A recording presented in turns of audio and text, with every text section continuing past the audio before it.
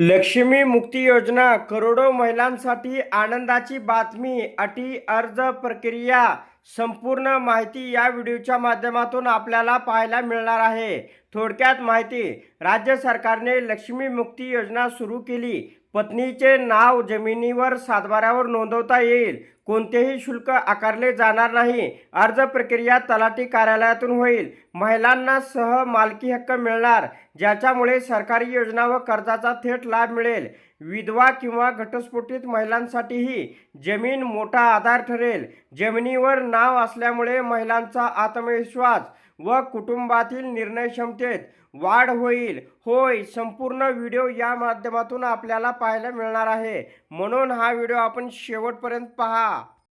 तर राज्य सरकारने महिलांच्या सक्षमीकरणासाठी लक्ष्मी मुक्ती योजना सुरू केली आहे. या योजनेअंतर्गत पतीच्या नावावर असलेल्या जमिनीवर पत्नीचे नाव सातबाऱ्यावर म्हणजे सातबारा दस्तऐवज नोंदवता येणार आहे. या योजनेची सुरुवात 2025 पासून सुरू झाली असून ही योजना संपूर्ण राज्यातील ग्रामीण व शहरी भागात लागू आहे. तसेच यासाठी कोणतेही शुल्क आकारले जात नाही.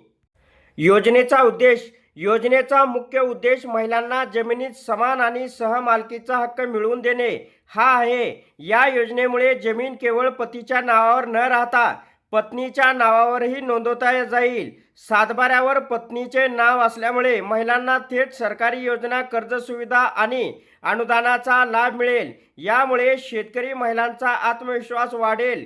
कुटुंबातील आर्थिक निर्णय प्रक्रियेत त्यांचा सहभाग निश्चित होईल आणि भविष्यातील सुरक्षिततेसाठी त्यांना भक्कम आधार मिळेल.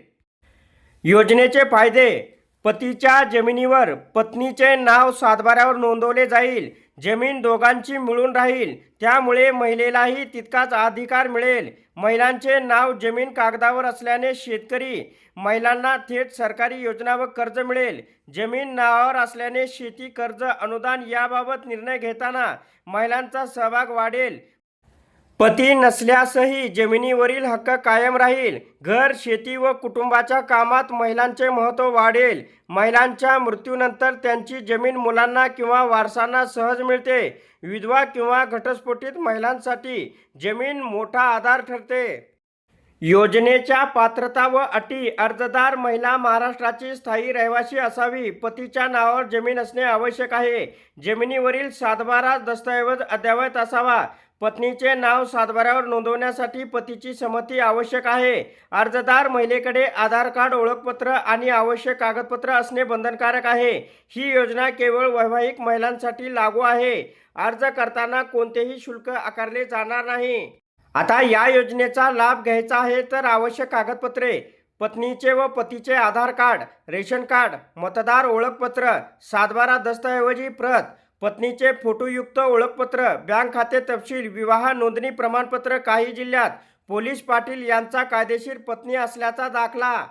आता अर्ज प्रक्रिया पाहूया. महिलेला आपल्या गावच्या तलाठी कार्यालयात जावे लागते. तलाठी स्वतः अर्ज तयार करतात, त्यामुळे वेगळा फॉर्म भरायची गरज नसते. या प्रक्रियेसाठी कोणतेही नोंदणी शुल्क, प्रमाणपत्र शुल्क किंवा अतिरिक्त शुल्क आकारले जात नाही. अर्जाची पडताळणी झाल्यानंतर अंतिम मंजुरी उपविभागीय अधिकारी देतात.